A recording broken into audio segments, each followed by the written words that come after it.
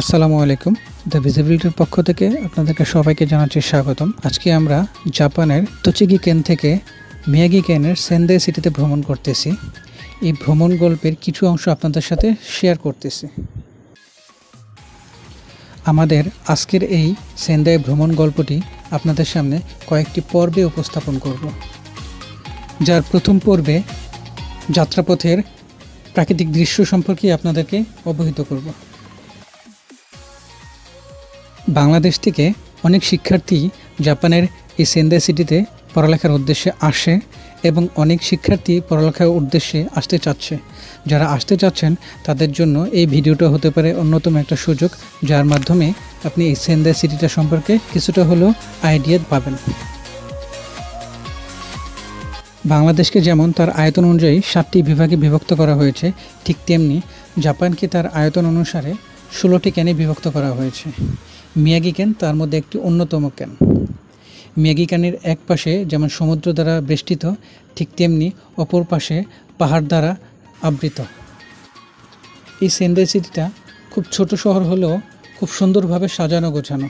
এখানে যেমন পোর্ট আছে, ঠিক তেমনি বিমানবন্দর আছে, ঠিক তেমনি সেনানিবাসও আছে।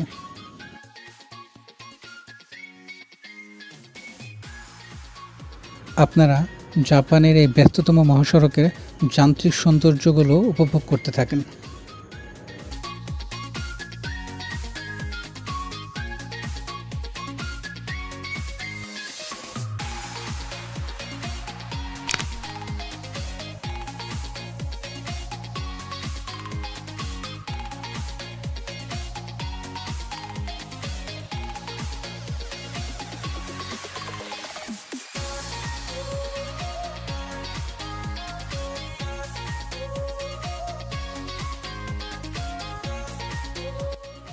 আমরা জাপানের হাইওয়ে দিয়ে পাহাড়ি আঁকাবাঁকা রাস্তা ধরে সামনের দিকে এগিয়ে যাচ্ছি। বলে রাখা ভালো, আমাদের এই যাত্রাপথের গাড়ির গতিসীমা ছিল 80 থেকে 120 কিলোমিটারের মধ্যে। এর কম বা বেশি চালানো সম্ভব নয়, কারণ এটি মহাসড়ক। এর নির্দিষ্ট গতিসীমা 80 থেকে 120 কিলোমিটারের মধ্যেই থাকে।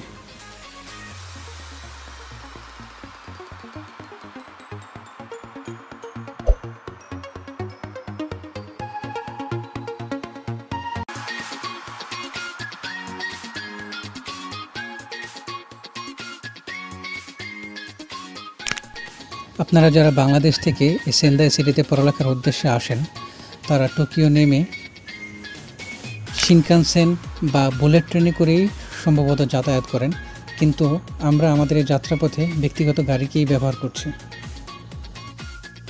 তবে ব্যক্তিগত গাড়ি যোগে টোকিও থেকে সেন্দাই সিটি পর্যন্ত পৌঁছাতে 6 থেকে 7 ঘন্টা সময় লাগবে। আর আপনি যদি বুলেট ট্রেন বা দ্য শিনকানসেনে যাতায়াত করেন, তাহলে 2 ঘন্টার মধ্যেই সেন্দাই সিটিতে পৌঁছে যাবেন। এছাড়াও টোকিও থেকে বিমানযোগে যাতায়াত করতে পারেন।